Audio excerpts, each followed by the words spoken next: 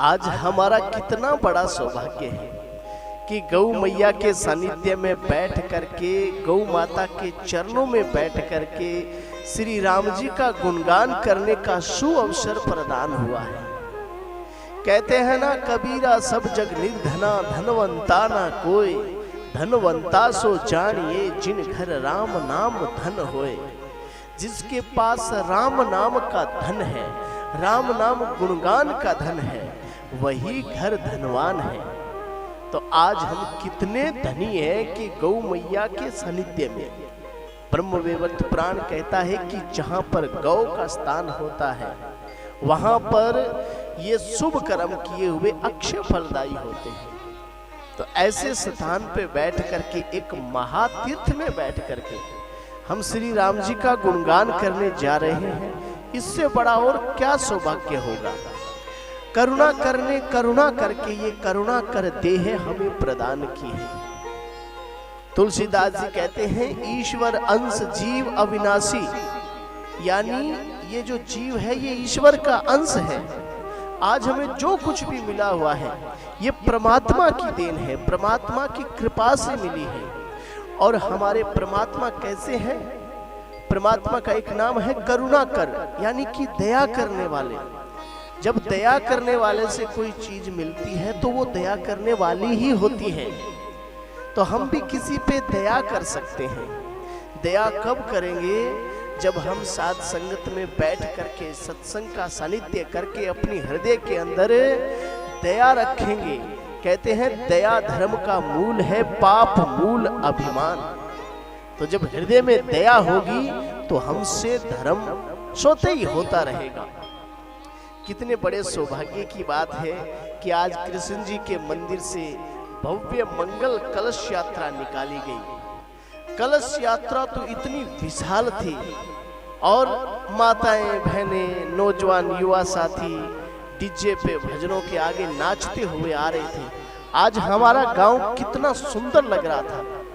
इसी तरह से धार्मिक स्थान जब किसी गांव में होते हैं और वहां धार्मिक उत्सव होते हैं तो उस गांव की शोभा में चार चांद लग जाते हैं। और हमारा गांव तो संतों की तपोस्थली है, संतों का समाधि स्थल है। हमारे गांव के मंदिरों की कितनी शोभा है। और उस बाबा सोमनाथ की कृपा से ये जो गौशाला चल रही है, इससे तो गांव की शोभा के अंदर चार चांद वैसे ही लग जाते हैं। देखिए, पिछली बार हमें यहाँ पर कथा करने का अवसर प्रदान हुआ था, तब से लेकर आज तक पिछली कथा में जैसे बताया गया था सेवा करना, उसी तरह से सेवा आज तक चल रही है।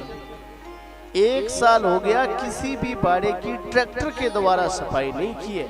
सारी सफाई भाइयों ने, नौजवान युवा साथियों ने और माताओं बहनों ने झाड़ू लगा करके, फावड़े से गौ मैया का गोबर उठा करके सफाई की है। ऐसे ही सफाई होती रहे, ऐसे ही हम गौशालाओं से जुड़े रहें, यही हमारी भावना होनी चाहिए।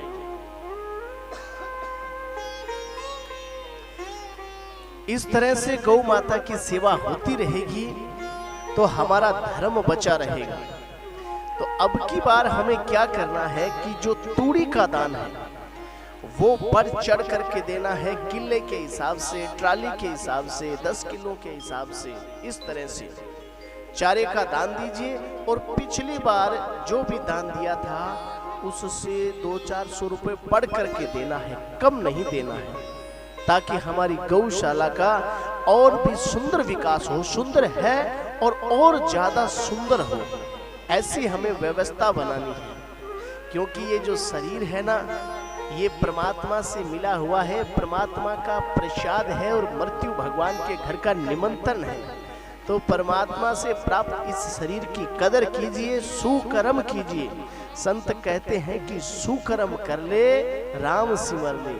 आहा, कहते हैं वो मुख नहीं है जिससे राम जी का नाम ना लिया जाता हो, वो कान नहीं है जिससे साध संगत की, संतों की और राम जी की महिमा ना सुनी जाए, वो हाथ नहीं है जिससे सेवा ना की जा रही हो, वो पैर नहीं जिससे तीर्थ ना जाया जा रहा हो।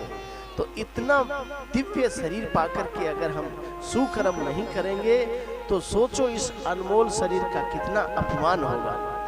तो भजन बड़ा प्यारा सा भजन है। कैसे कहा है कवि ने कि सुकर्म कर ले राम सिमर ले।